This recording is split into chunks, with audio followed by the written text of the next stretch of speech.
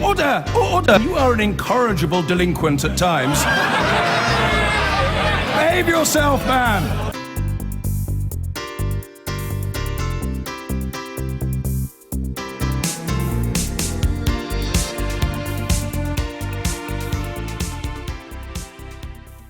I'm knocking my chair over as I approach you, First Minister. You'll be pleased to hear. You have said in your conference speech that you would be seeking new powers to keep Scotland in the single market if, as you expect, the UK government, Theresa May, goes for a hard Brexit and effectively, therefore, withdrawal from the single market. Can I just ask you, though, a very simple question based on that, which is, are you now reconciled to Scotland leaving the European Union? Because that's what that seems to imply. No, I'm not reconciled at all to Scotland leaving the European Union, but I'm trying to deal in the realities of where we are. You know, we face the prospect now of a hard Brexit, being taken out of the single market as well as the EU. And the first thing I want to try to do is work across the political divide with Labour, Liberals, moderate Tories to try to avert that kind of hard Brexit for the UK as a whole.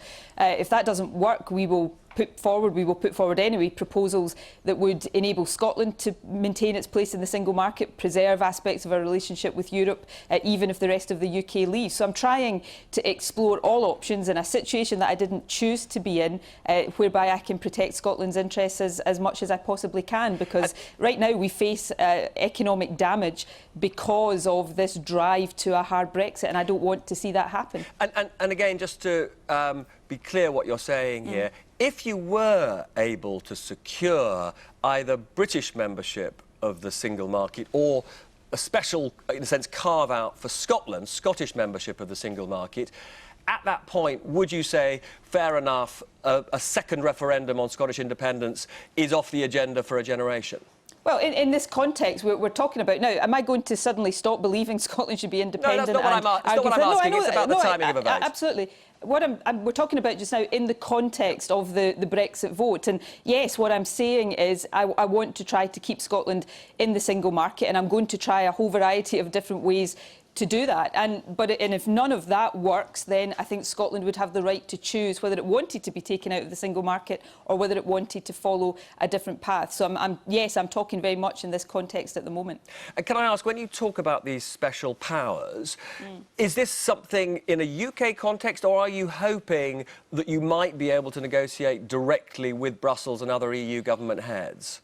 Well, at the moment, I'm focusing on trying to get to a position where part of the UK's Article 50 negotiating position would involve extra powers for Scotland that would allow us to maintain our place in the single market if Theresa May is seeking to take the UK out of the single market. I'm not pretending any of this will be straightforward. There's lots of challenges along the way, but we're in an unprecedented set of circumstances, and I think there is an obligation on all of us to try to square the circle. Scotland voted to stay in the EU, and I think we should try to honour that, and I think Theresa May has an obligation to try to honour that as well. I think you're going to have a meeting with Theresa May about all this quite soon. Would you... she said that she's not going to have a running commentary publicly about her proposals. If she said, I'll take you into my confidence, would you be prepared to have a conversation where she told you what she was planning to do and you, in a sense, kept that confidential? Well, you know, we have a range of discussions with the UK government on a range of issues where we respect each other's confidences, and I think it's important we have a relationship like that. But I think the Prime Minister's position at the moment, whereby she's not prepared to share her negotiating position with the wider public or even with the House of Commons, I just think is unsustainable and untenable and, frankly, unacceptable. You know, the Leave campaign was all about bringing back control, and now the House of Commons, the wider public, are almost being told to butt out and mind their own business when it comes to these things. And I think we saw in the House of Commons last week that there's not a lot of support for that kind of approach. So I don't think it's acceptable to have a secret negotiating strategy. Absolutely, in any negotiation, there has to be a degree of discretion, and not all cards can be on the table. But that's a very different thing to saying that the key elements of that negotiating position shouldn't be not just shared with Parliament and the wider public, but I think endorsed by Parliament as well. Now, in terms of the trigger for when you would take forward the mechanisms for having a second vote on independence for Scotland. Would it be when you see the UK's negotiating position, or when you see what's likely to be achieved in those negotiations with Brussels? In other words, when can we expect you to make up your mind about that second vote? It's a very fair question, and I'm not trying to dodge the question, but, you know, in a sense, you almost answer it yourself. We don't, at the moment, know when we're going to see what the UK's position is. So in some respects, I have to wait to see, you know, when that transpires before I can answer your question directly. But what I've said very clearly is that I want to protect, I think I've got a duty to protect Scotland's ability, if all our other efforts fail, to take a different decision, to pursue a different path before the UK leaves the EU. And that's why next week I'll publish for consultation a draft referendum bill, so that we're taking these steps to protect that position. Because, you know, if we don't manage to avert a hard Brexit UK-wide, if we don't manage to get the Prime Minister to look at particular options for Scotland, then I don't think it's right that Scotland is forced down a path that is going to damage our economy, cost jobs, lower our living standards, without at least having the option of choosing a different path. And I'm determined that we protect our ability to make that choice. And can I just ask, right now, would you anticipate a second Scottish referendum before 2020? I think it's highly likely, given the situation we're in. I said that actually the morning after the EU referendum, and nothing has changed my mind. If anything, what's happened since then has probably made me think that even more so than I did the morning after the referendum. Now, that's not to say that I am not absolutely serious about trying to explore all of these other options. I am. But we have to see the Prime Minister be serious about listening to those other options, because, you know, if Scotland really is, as we've been told repeatedly that we are, an equal partner in the UK, Theresa May is serious about protecting the UK, then it's time for her to turn those words into action and actually demonstrate that Scotland's voice is heard and our interests can be protected within the UK. We've not seen much of that from the Prime Minister so far, so I hope we see more of it in the weeks to come. Now, a couple of other quick points. The big policy announcement that Theresa May has made in the UK, in an English context, has been grammar schools. It doesn't affect Scotland directly, but would you expect SNP MPs to vote on the grammar school proposal? Well, if it did affect Scotland, now people might look at it and say, how could that possibly affect Scotland? And that, you know, would be a fair thing to say. But very often with education and health in particular, English-only decisions can have an effect on Scotland if they affect spending, because the operation of the Barnett formula then has a knock-on effect to spending in Scotland. So we'll look very carefully at any legislation, not just in grammar schools. You're not ruling out we getting have to see. Right. We wouldn't do it if it absolutely had no effect on Scotland at all. But we need to see the detail of the legislation before we can make that judgment. Now, one of the candidates to be President of the United States is half Scottish. Would you be proud if he became President? Would I be proud if Donald Trump became President? No. No. I hope Donald Trump doesn't become President of the United States, and I expect the people of the United States will have the good sense not to elect him.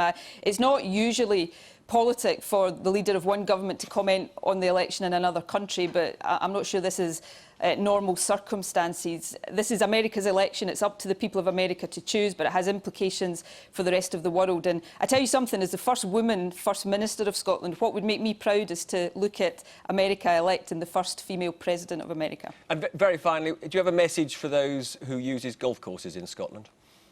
Look, you know, people use these golf courses.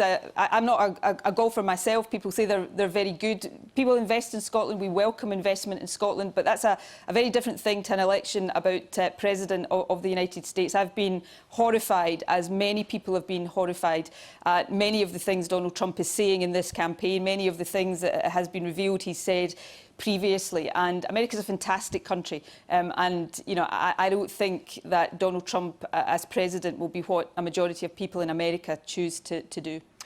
First Minister, as ever, great pleasure talking to you. Thank you very much.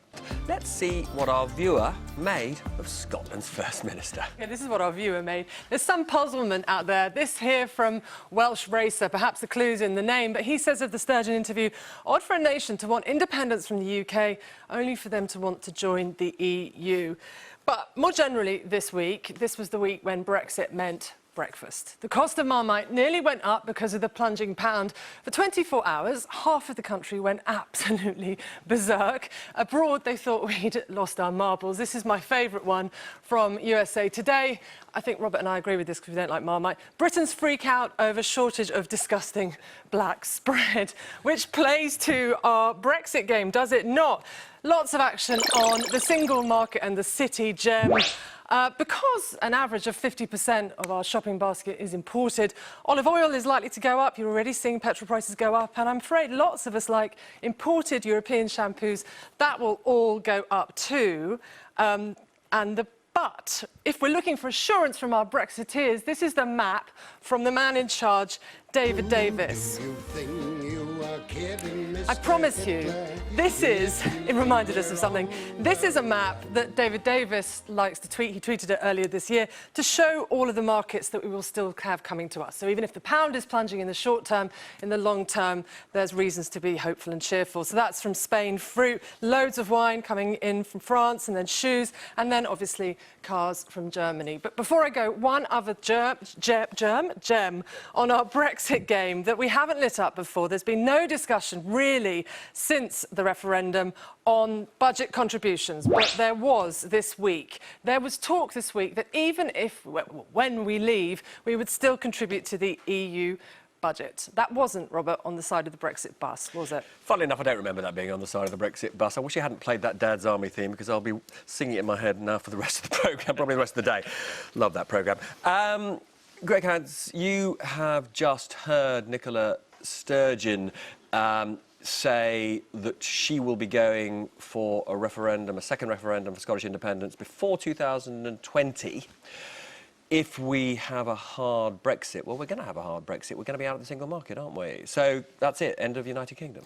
Well, I think the most important thing for Nicola Sturgeon to do is to get behind the UK effort to get a good deal in our Brexit negotiations, to get a good deal that will be good for both Scotland and the UK as a whole.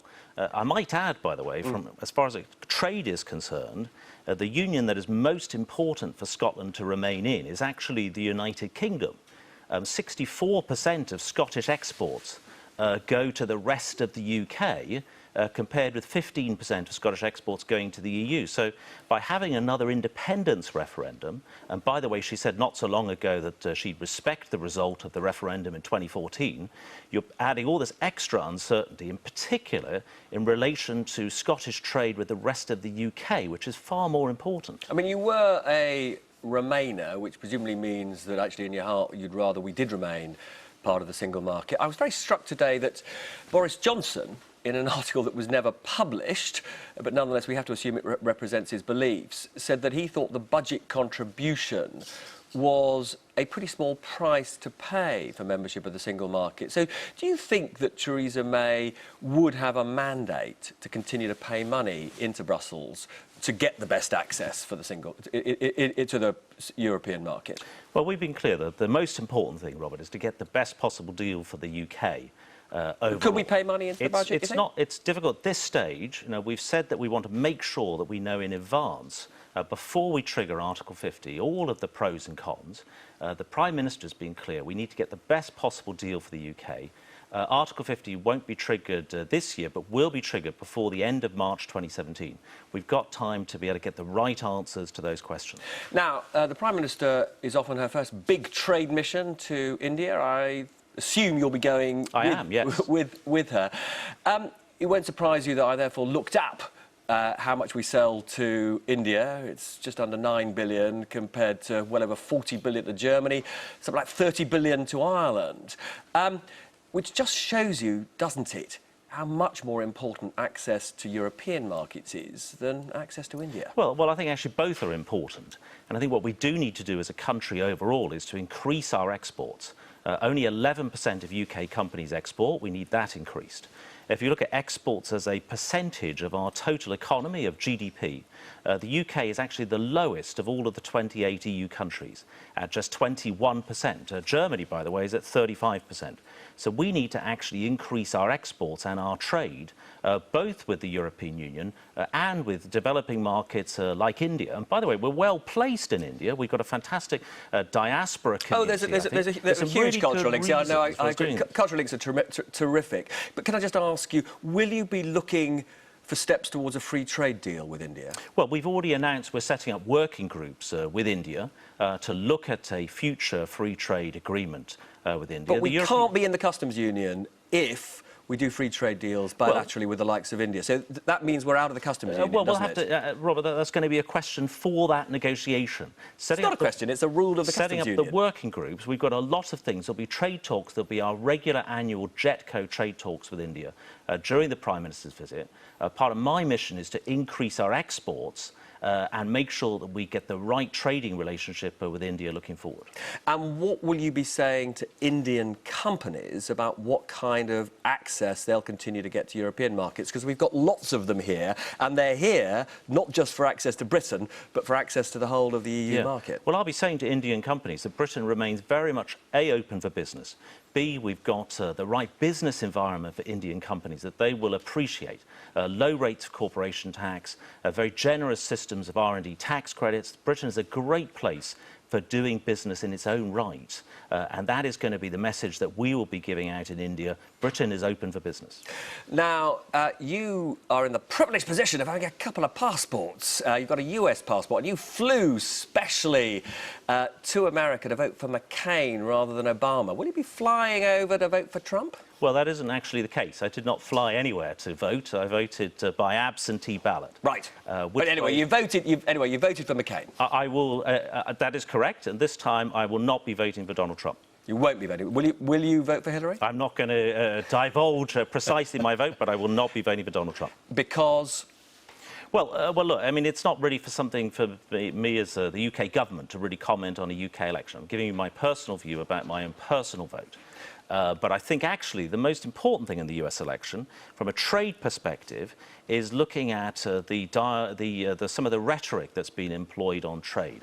Which is worrying, isn't it? I mean, I'm a bit worried by some of the rhetoric that's been, to be honest, on both camps about free trade. Theresa May has been absolutely clear that we want the UK to be the leading global advocate for free trade, and that I see as a role that I think my Secretary of State Liam Fox and I and the Prime Minister, I think, will make sure that we fill that role. But I mean, just to press you again, you can't really do that as part of the customs union, can you? Well, of course we can be a leading global advocate for free trade. Currently, we're in the European Union.